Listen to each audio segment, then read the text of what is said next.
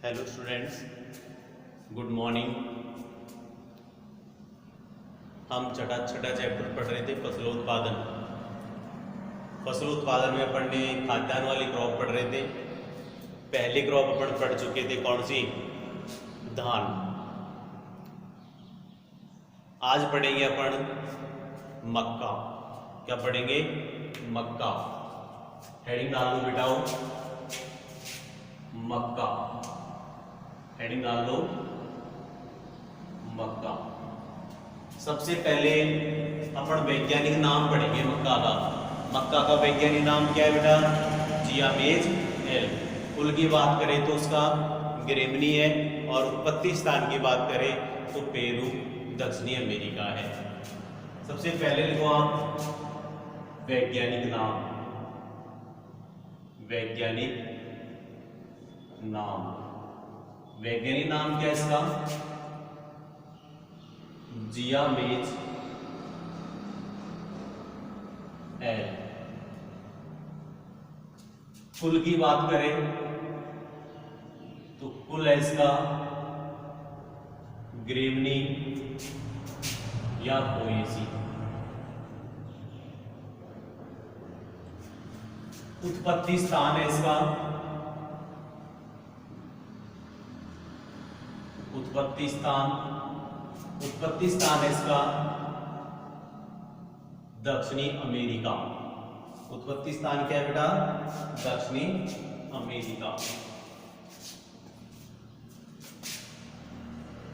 दक्षिणी अमेरिका।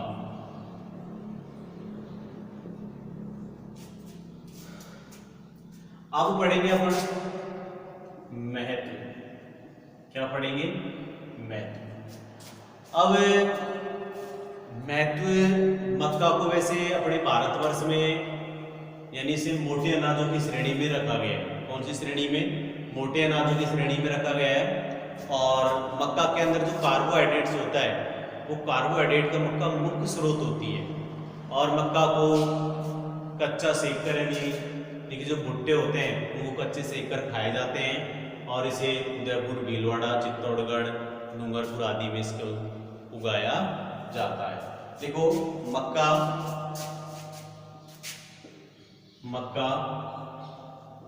मोटे अनाजों की श्रेणी में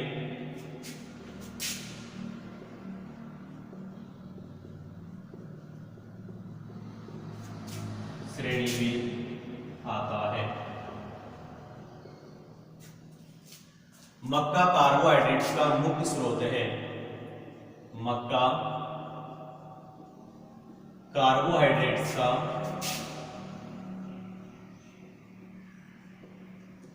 मुख्य स्रोत है। मक्का कार्बोहाइड्रेट्स का मुख्य स्रोत है। मक्का के भुट्टों को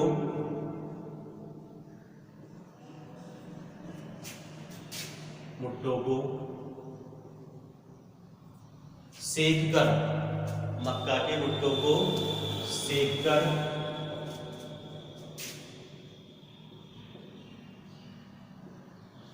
खाया जाता है। मक्का के भुट्टों को सेक कर खाया जाता है। मक्का को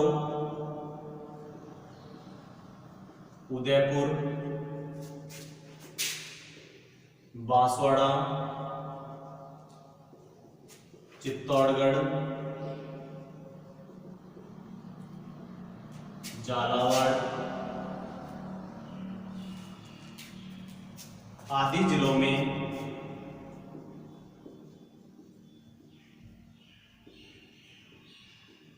उगाया जाता है।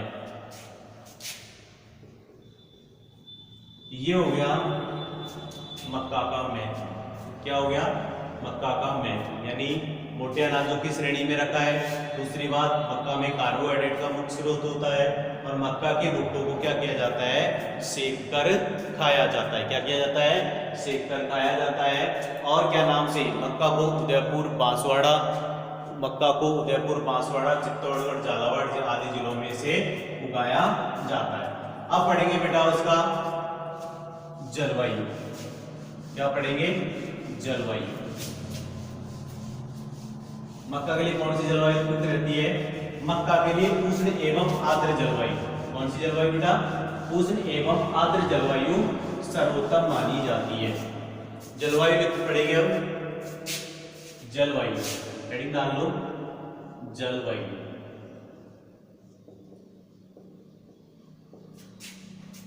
मक्का के लिए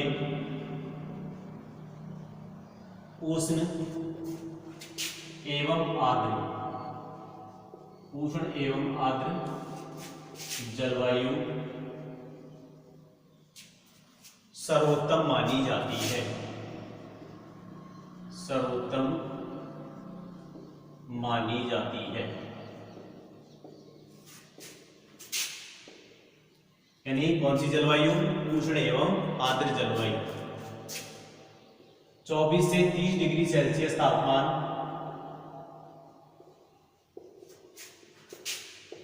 मक्का के लिए उपयुक्त रहता है।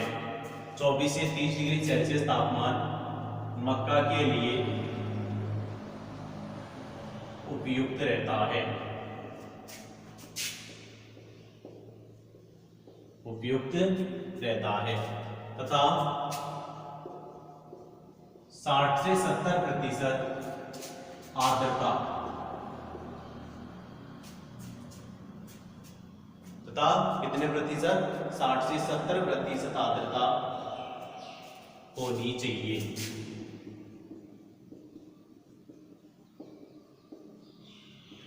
ये हो गई इसकी जलवायु। क्या हो गई ये? जलवायु। मक्का के लिए कौन सी जलवायु चाहिए?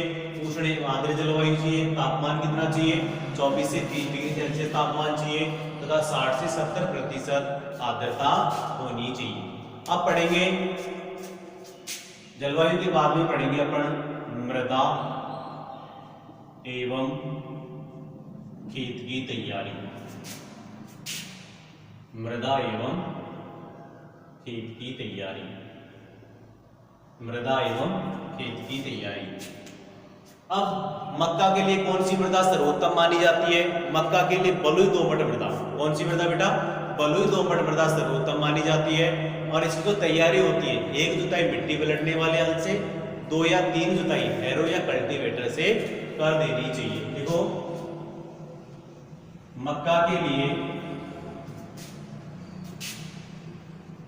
बलुई दोमट मृदा, बलुई दोमट मृदा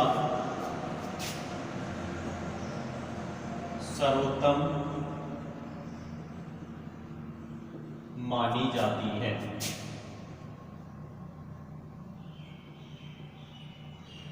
एक जुताई खेत की तैयारी करते समय, खेत की तैयारी करते समय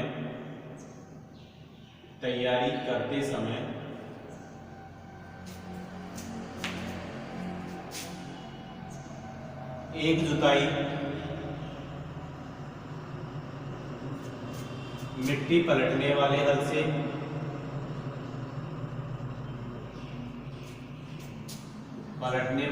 से 2 या 3 जुताई, 2 या 3 जुताई हैरो व कल्टीवेटर से कर देनी चाहिए। हैरो व कल्टीवेटर से कर देनी चाहिए। यानी मक्का के लिए कौन सी मृदा चाहिए? बलुई दोमट मृदा चाहिए। और खेत की तैयारी करते समय 1 जुताई मिट्टी पलटने वाले हल से और 2 या 3 जुताई हैरो या कल्टीवेटर से कर देनी चाहिए। अब पढ़ेंगे अपन उन्नत किस्में। क्या पढ़ेंगे बेटा? उन्नत किस्में।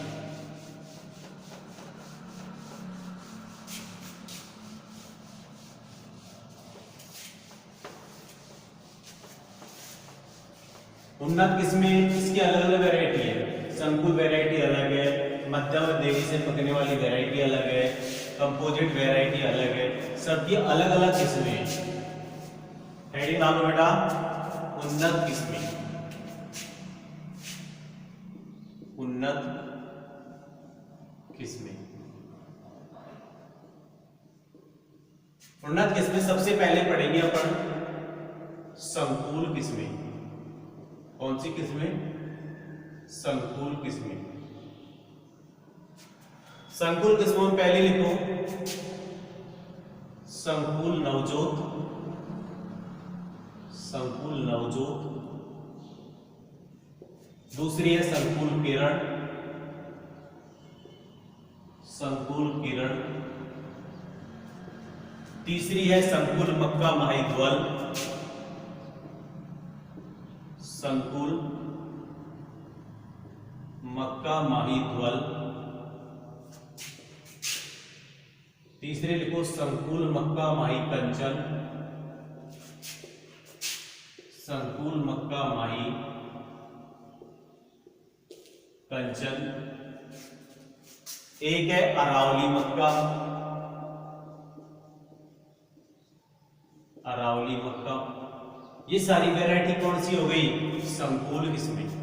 अब पढ़ेंगे बेटा अपन शीघ्र पकने वाली किस्में। कौन सी? शीघ्र पकने वाली किस्में, शीघ्र पकने वाली किस्में। शीघ्र पकने वाले में लिखो bio 9637, bio 9637, bio 9621, bio 9637, bio 9621। Pratap PM5, Pratap PM5। ये हो गई शीघ्र पकने वाली किस्में। अब पढ़ेंगे मध्यम व देरी से पकने वाली, मध्यम व देरी से पकने वाली किस्में, मध्यम व देरी से पकने वाली किस्में। कौन सी पढ़ेंगे बेटा? मध्यम व देरी से पकने वाली किस्में। अब मध्यम व देरी से पकने वाली किस्में कौन कौन सी है? लिखो बेटा इसमें मध्यम देरी से गंगा सफेद तू, गंगा सफेद टू, गंगा 11, ढक्कन 103। ये सारी वैरायटियां क्या है? मध्यम एवं देरी से पकने वाली। गंगा सफेद 2 है, गंगा 11 है, ढक्कन 103 है, और एक और लिख लो मक्का माहीध्वल। कौन सी? मक्का माहीध्वल। अब लास्ट पढ़ेंगे अपन कंपोजिट वैरायटी। कौन सी? कंपोजिट। कंपोजिट वैरायटी है जैसे चंदन मक्का 1, चंदन मक्का 1, एक है चंदन मक्का 3। ये दो वैरायटी है, चंदन मक्का 1 और चंदन मक्का 3। ये हो गई हमारी वैरायटियां। अब पढ़ेंगे बेटा अपन, इसके बाद में पढ़ेंगे अपन बीज दर एवं बीजोपचार। क्या पढ़ेंगे? बीज दर एवं बीजोपचार, यानी मक्का के लिए कितना बीज प्रति हेक्टेयर पर्याप्त होता है। यदि मक्का की बात करें तो मक्का की संकुल किस्मों के लिए कितना चाहिए? संकुल किस्मों के लिए तो 18 से 20 किलोग्राम। यदि संकर किस्मों की बात करें तो 20 से 25 किलोग्राम बीज प्रति हेक्टेयर पर्याप्त होता है। टॉपिक डाल दो बेटा बीज दर एवं बीजोपचार। बीज दर एवं बीजोपचार।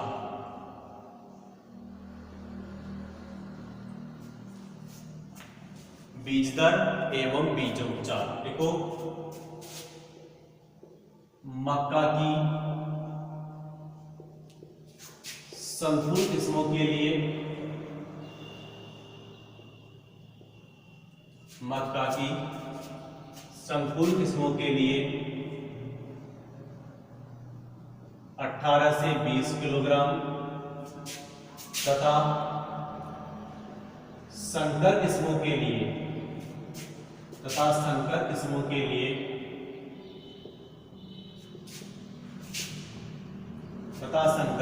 के लिए 20 से 25 किलोग्राम प्रति हेक्टेयर बीज पर्याप्त होता है। मक्का के बीजों की बुआई करने से पूर्व मक्का के बीजों की बुआई करने से पूर्व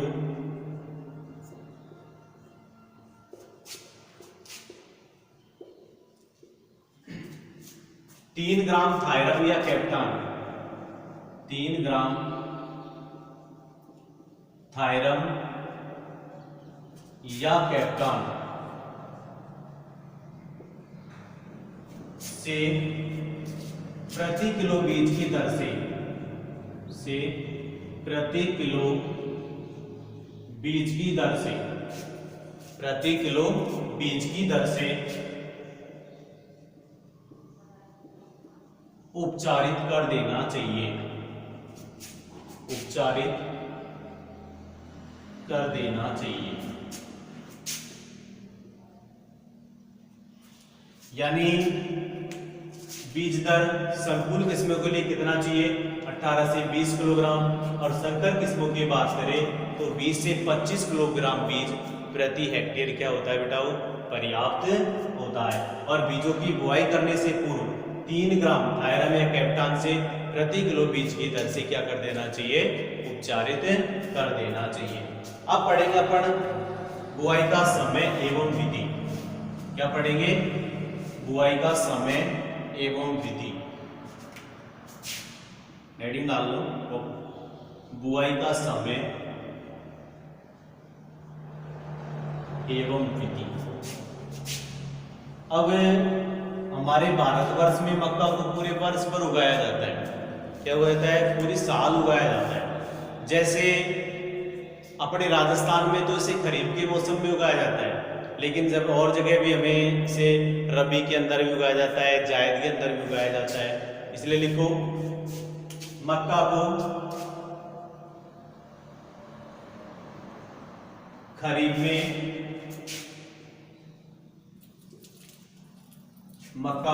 में जून जुलाई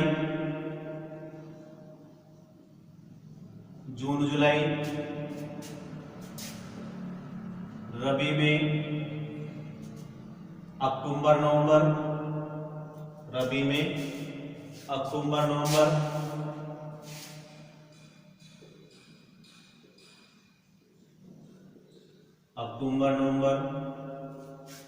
तथा जायद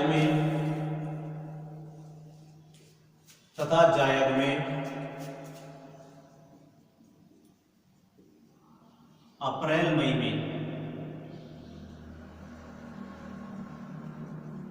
बोई जाती है।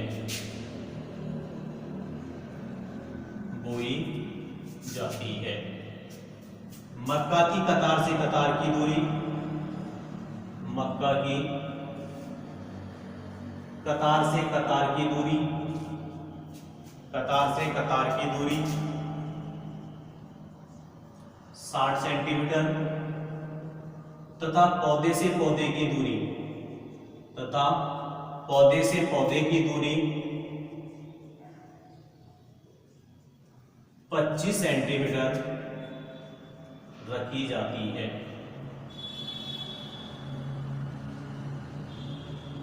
तथा बीजों को पढ़ लेता हूं बेटा।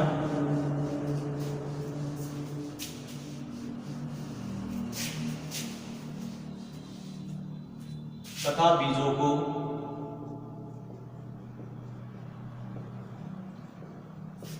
5 से 7 सेंटीमीटर की गहराई पर बोया जाता है।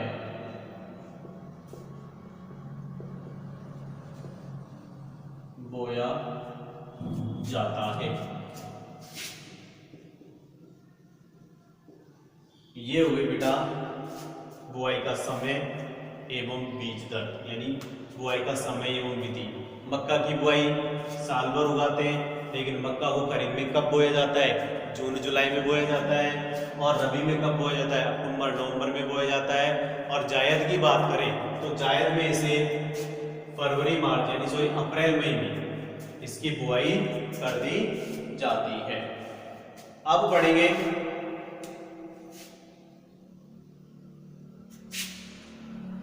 अपन खाद एवं उर्वरक। क्या पढ़ेंगे बेटा? खाद एवं उर्वरक।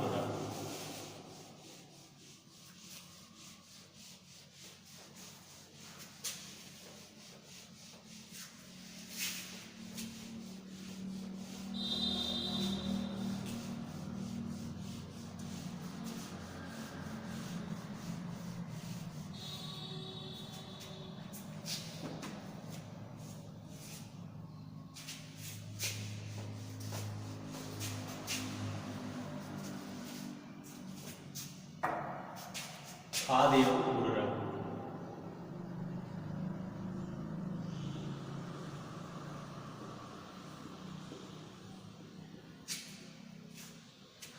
मक्का की अच्छी पैदावार के लिए देखो इसमें मक्का की अच्छी पैदावार के लिए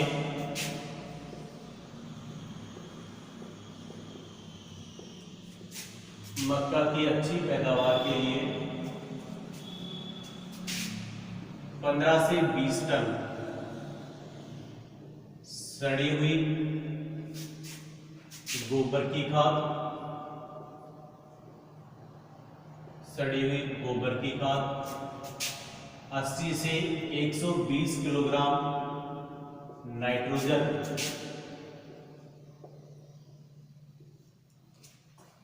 50 से 60 किलोग्राम फास्फोरस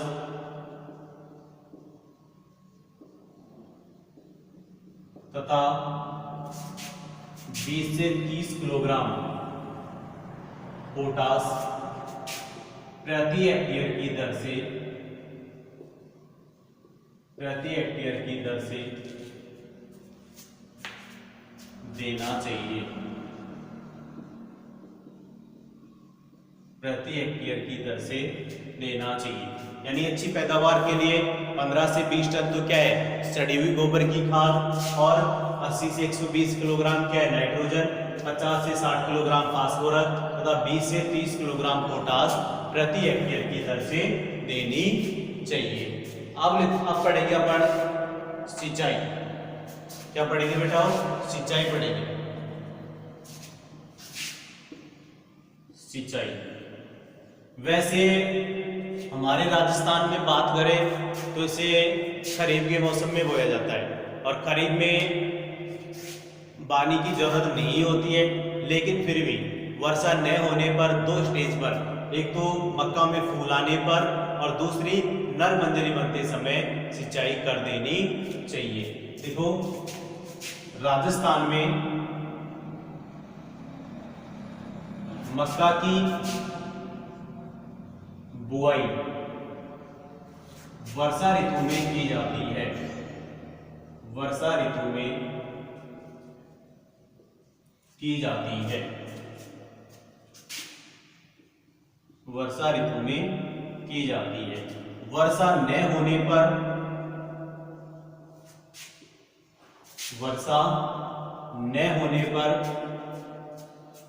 मक्का में फूल आते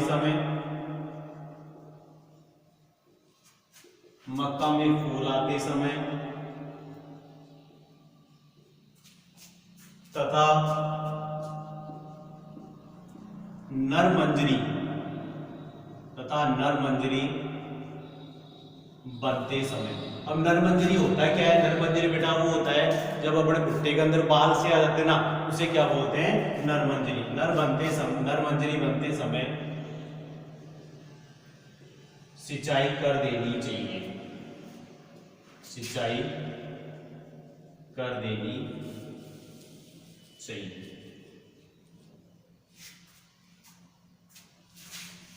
अब इसके बाद में अपन पढ़ेंगे निराई गुड़ाई। क्या पढ़ेंगे बेटा? निराई गुड़ाई पढ़ेंगे। आज की वीडियो में अपन ने मक्का की क्रॉप पढ़ना स्टार्ट किया था। मक्का का वैज्ञानिक नाम जियामेजेल, कुल क्या है इसका? ग्रेमिनिया पोएसी, उत्पत्ति स्थान बात करें दक्षिणी अमेरिका। आज की वीडियो में अपन इतनी चर्चा करेंगे। अब जो शेष बची हुई क्रॉप है ये अगली वीडियो में चर्चा करेंगे। धन्यवाद।